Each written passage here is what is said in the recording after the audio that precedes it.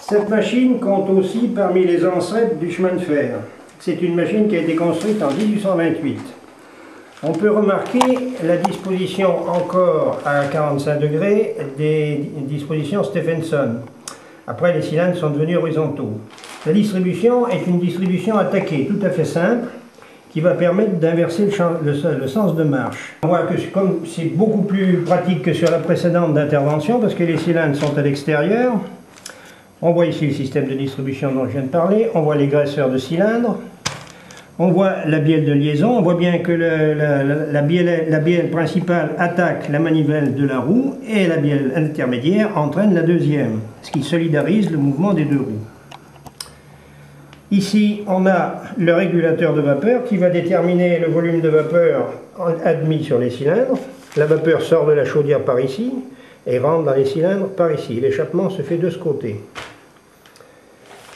Les roues sont assez anciennes, partie fonte et partie acier. C'est-à-dire que ces rayons en acier sont pris dans la coulée, sont pris dans la fonte. Qu'est-ce qu'on peut dire encore? La soupape de sûreté à bascule, toujours. Alors ici, on voit le poste de commande, la chapelle d'introduction, avec la liaison des boyaux qui viennent du Tinder, qu'on verra tout à l'heure, le mano, le niveau, la porte du foyer, et en regardant bien, on voit les tubes à l'intérieur.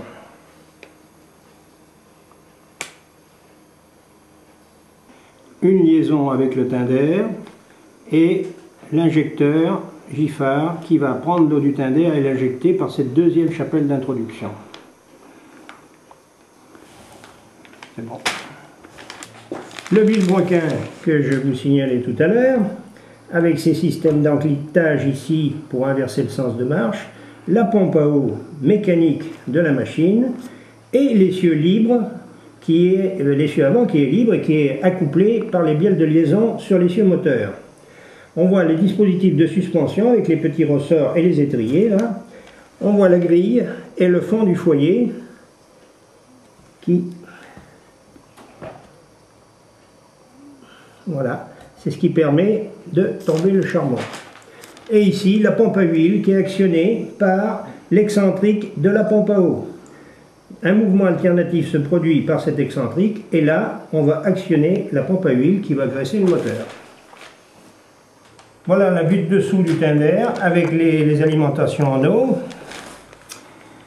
On voit les essieux, on voit les boîtes d'essieux et on voit le système de palinier de freinage. Un palinier de freinage, voilà le système.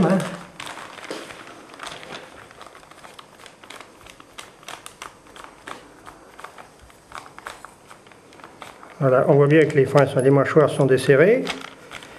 Et là, je m'en vais resserrer les mâchoires sur les jantes de roue. Et on voit bien que la jante est bien solidaire, donc l'ensemble est... Je vais retourner le Tinder. Ici, on voit la bâche à eau, l'alimentation. On voit la trappe qui sert à monter la manette de la pompe alimentaire qui est réservée au modèle réduit, ça n'existe pas sur la machine échelle 1. On voit la manette du frein et ici l'emplacement réservé au charbon.